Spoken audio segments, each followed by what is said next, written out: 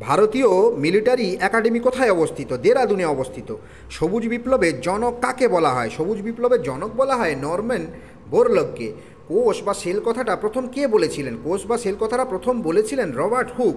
গোদান কার লেখা? গোদান মুন্সি প্রেমচাঁদের লেখা। ভারতের কোন রাজ্যে সবচেয়ে বেশি জেলা আছে? উত্তরপ্রদেশে সবথেকে বেশি জেলা আছে। কোন প্রাণীর থাম প্যাড থাকে? পুরুষ ব্যাঙের। রাধাকৃষ্ণ চিত্রটি কার আঁকা? যামিনী রায়ের আঁকা। গোদাবরী নদীর দৈর্ঘ্য কত? 1450 কিমি। ম্যাডোনা কার আঁকা বিশ্ববিখ্যাত ছবি? রাফায়েলের আঁকা। বায়ুর চাপ মাপার জন্য কোন যন্ত্র ব্যবহার করা হয়? ব্যারোমিটার ব্যবহার করা হয়। কোন নদীতে একটিও মাছ নেই? জর্ডন নদীতে একটিও মাছ নেই। বাড়ি থেকে পালিয়ে কার লেখা? বাড়ি থেকে পালিয়ে শিবরাম চক্রবর্তীর লেখা। আইনি আকবর কার লেখা? আবুল ফজলের লেখা। অভিজ্ঞানম শকুন্তলম এটা কার লেখা? মহাকবি কালিদাসের লেখা।